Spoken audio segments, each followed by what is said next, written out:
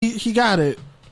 All right, 3 days later, I'm like, fam, one, he's the president, so he has better health care than literally all of us combined.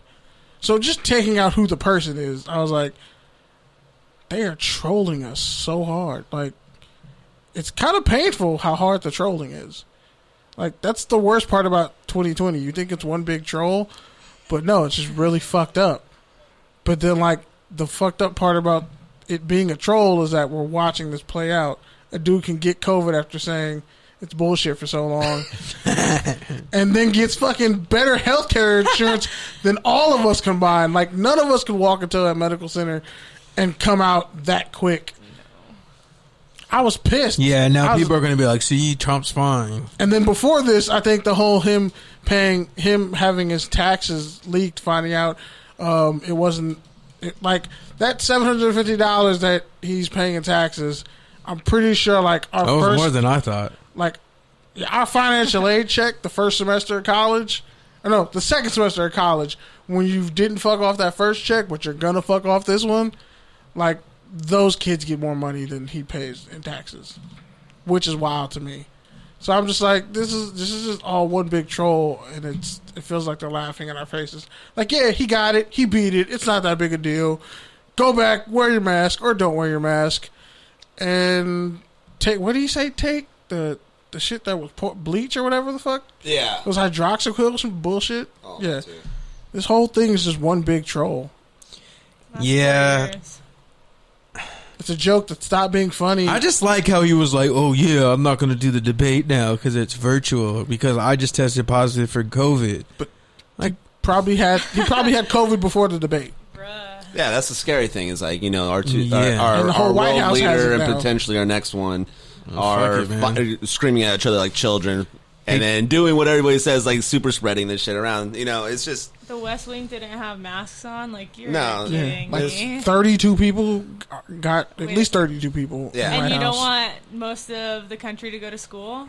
And then the Secret Service carrying them around, they're probably exposed to that shit? Yeah, it's just... It's sickening. So, you know, hopefully this will be the last couple months. And Melania's a piece of shit. Have to take care of this shit. But yeah. Here's the thing, guys. We're not out of the woodworks yet on everything. This is... Trump got COVID. It was probably the biggest thing we've ever heard in 2020.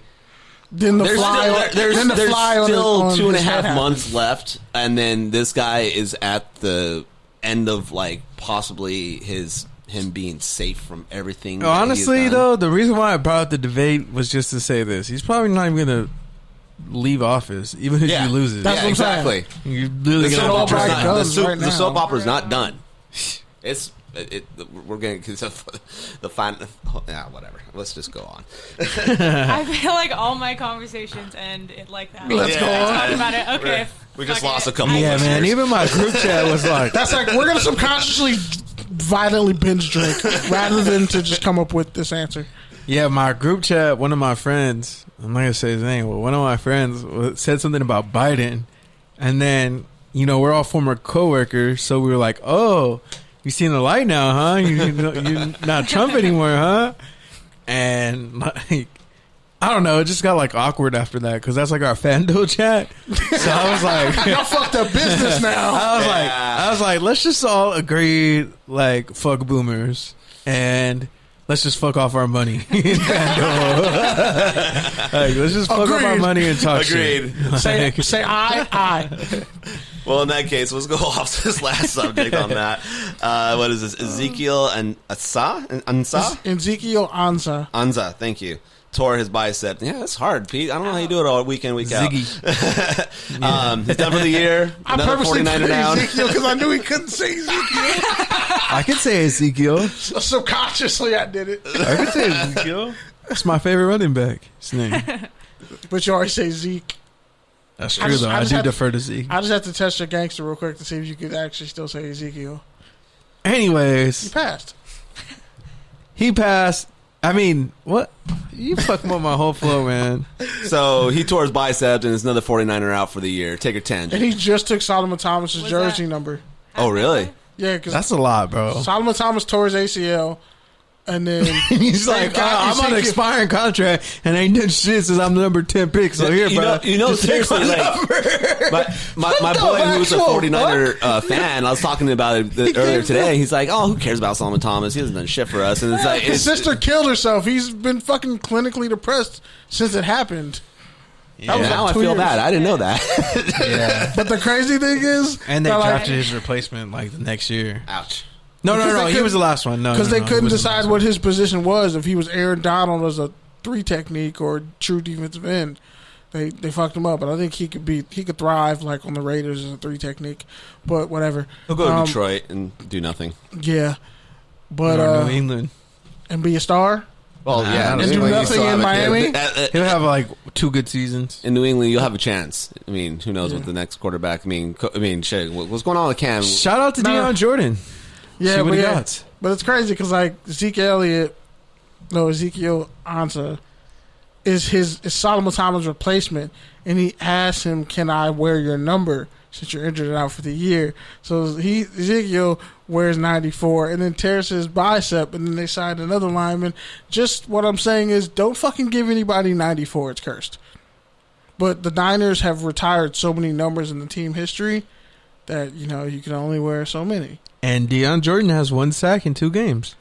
And Damian Snacks Harrison signed onto the practice squad of the Seattle Seahawks. Good Lord. So the practice squad. Like, it's the boom room now, apparently. Jeez. Something like it's that. Club Fed. Like, everyone can get into it. Got Demarius Randall on there, too. Like, they got a whole fucking Madden free agency team on their practice squad. And practice squad players are guys who usually didn't get drafted or... like were busts, not established veterans who used to be all pros. Damian Snacks Harrison was an all pro D tackle for a couple of years. Well, Lamar Miller just signed on with us on our practice squad. Yeah, Pro Bowl. I think he was a Pro Bowl running back. Yeah, but like, it's wild that like there's Pro Bowlers and all pros on your fucking practice squad. Well, they have intention to play. I actually don't think he got a Pro Bowl. Who? He might have got like Lamar second Miller. team. A Pro Bowl alternate counts. Yeah, well, he got 1 Pro Bowl in 2018. Yeah, 1. Fucking. But yeah, he did good. I mean, like that wasn't even his best year though. Yeah, no, that's the funny part. I think though it's just like with a lot of these veterans doing this because it's all the COVID stuff. Like you can sign them practice squad if you need them. You can bring them up. It's just like he's still only 28. Like all the free agents, pretty much like if you getting signed up for practice, like Earl Thomas still hasn't gotten signed yet. Oh, which by the way, yeah, but Earl Thomas is how old? 29, 31. The funny thing is, Texans. There were reports that Texans players didn't want him in the locker room because they didn't trust him. They didn't like his energy. Oh yeah, yeah. The Texans. It came out this week. Oh. Well, remember when Eric Reach? Remember when Sherman got to San Francisco and it wasn't that smooth at first. It took a little while for them to assimilate. Seattle? Well, the wound was still open. Yeah. But yeah, Seattle's just a different locker room, I think. Well, it's those coaches. I mean, Pete Carroll's run great programs, and then he had UCLA until he was about to get caught for something bad. I mean, sorry, not UCLA, USC. I was about to say that's a cardinal sin. Sorry about that. In front of my face. It's still that seeing that BCS championship, probably one of the best games I've ever seen. I know you're on the Vince Young's knee was down. Everyone knows Vince Young's knee was down, but still one of the best games I've ever seen in my life. Yeah, honestly, I cried. But like Pete Carroll's, it was Keith Jackson's last game announcing football ever. And the fucking Trojans lost. When Keith Jackson's announcing your football game and your USC, you win the fucking game. That's how it was. Like he's like the Chick Hearn of college football. Like, really? Honestly, he's a bigger goat than Chick Hearn, arguably. Keith Jackson is the fucking shit. I think he died recently. I hope not, but yeah, Keith Jackson. It was over for him, and like the national title game at the Rose Bowl was his last game that he ever announced. I was so sad. I was like, fucking USC. I guess. But yeah. All right, touchdown or turnover. Chargers name their starting quarterback, Justin Herbert, despite Tyrod Taylor being healthy now. Is that a touchdown or a turnover, Kenny? It's a touchdown. Ooh. It's a touchdown because they didn't have the balls to admit that they tried to hedge their bet by saying Tyrod was the starter, and it just so happens he gets his lung punctured and damn near gets career ended. And Herbert's playing so great, you knew what. I feel like they knew. See, this that's the number 6 pick. See, I think they knew that's what the trajectory was with him, and they were hoping it would be like year 2 with Derwin there, and like they were hoping I think the whole thing that they wouldn't have to like fuck over Tyrod. I think the whole thing with Herbert They fucked him over anyway. Was always, hey, let's see how he develops on his intangibles, like his leadership, his command, like how he reads an NFL playbook and an NFL defense. And I think once he kind of had that space to do that without having to be the guy in Hard Knocks and the guy as a starter, it all just kind of came together for him. Which is what they wanted for him anyway. Yeah. But now Tyrod's getting fucked over medically. It's too late to trade him to another team. He got to learn another system. Like, that's fucked up. Yeah. Like, you set him up for failure. You made him a captain. You know, he was a leader on a bunch of things in the locker room with the meetings. And it's just sad that a guy like him keeps getting a raw deal like that.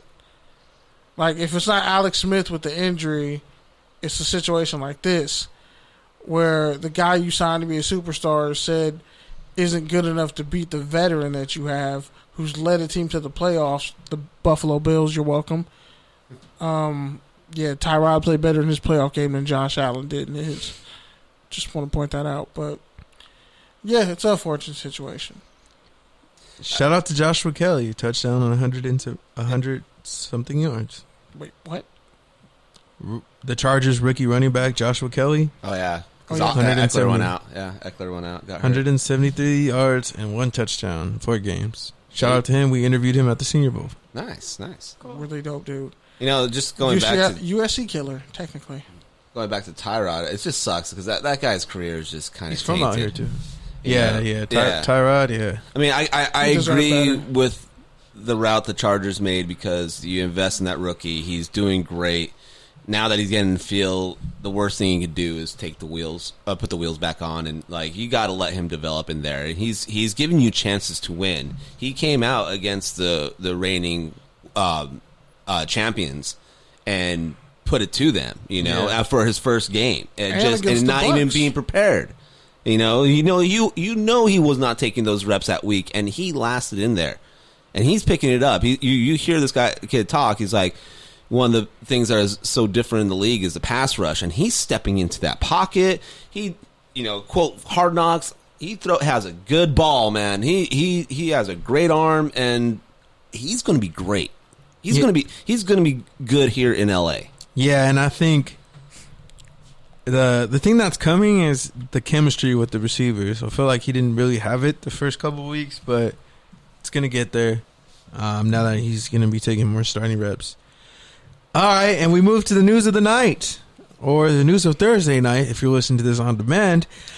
The Bears and the Bucs Thursday night game. Finally, a good fucking Thursday night game. Wow, that's really what we should be clapping for.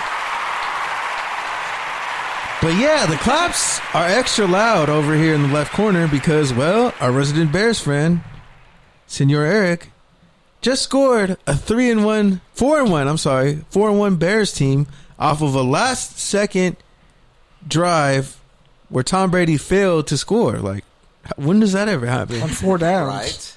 So, yeah, Eric, your Chicago Bears just beat the Tampa Bay Buccaneers, who were also 3-1. Is that a touchdown or is that a turnover? That is a touchdown, and hopefully something that's just going to continue for the rest of this season. So many things I could say about that. Just like for one, like all week, I'm just thinking because this was by far a quality win, our best win so far this year, arguably. Just things going on. I mean, last week I'm hating on Khalil Mack. He showed up tonight, and that's going to be the focal point of our team, and it has to be. And unfortunately, I know he's been battling injuries, and there's a lot on his plate. But we are paying that man a lot to do this, and arguably, he's the one that's always fighting with Aaron Donald for arguably the best maybe best athlete in the league. So we are needing him to be that. He has some other Robert Quinn, I think, is helping out with that, and